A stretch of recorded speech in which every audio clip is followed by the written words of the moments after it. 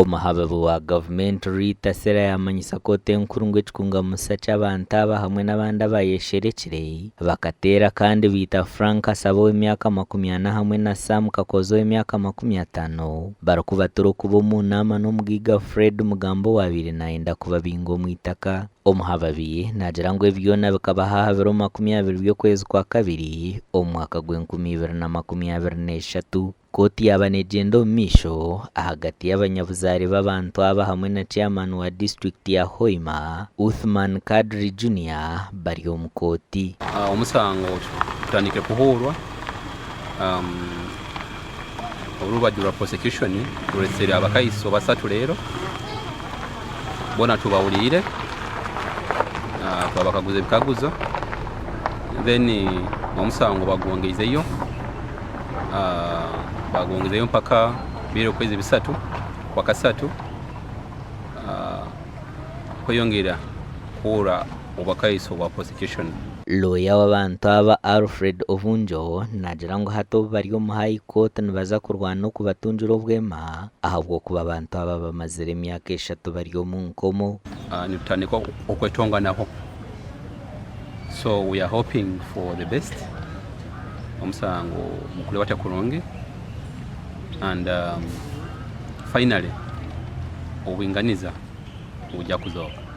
Uthman nashoborra ngu abagiga bakega obukoryo bw'okutega abapakasi abatuura omu itaka eri bakuba nibarwanira n'ekigendererwa ky'okubakozesa emishango nikwe batunga okubaharahaza bafurukye omu kyaro batekundiire. Omusango guno bagwiponayizinga kutagetinga buli akaine eitaka ly'obunyonyi niko basobole kuba nibatwala eitaka lye.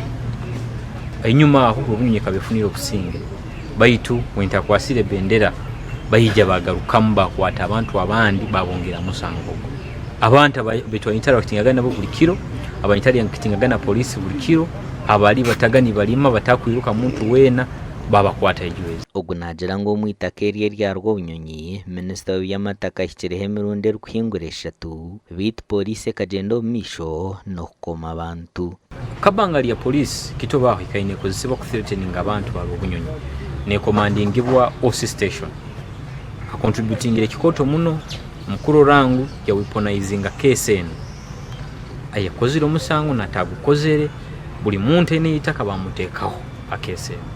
So nosangangu habo kuba tuinamu ba security officers abakuyambaho okusuma bwa mataka okusanga directives eza ministers taikibu na private secretary to the president Kichoncho Fiona Kichoncho ahandikirege barua juzi na yukiza RDC kurangu ekikaleki yabayo sanity wire bunagaruke yabo busale agarukira yabe mundu bagaruke mu kutigomi abantu abo kuba iwo target yabo liritaka. Itakero bakurwanira roho buhango bwa hectare zuru kwika 810 kandi abantu abarukurengo mu 10 nabo babinjirwe. Amakoraga gashakwa Ambrose Nuwagaba Katoto.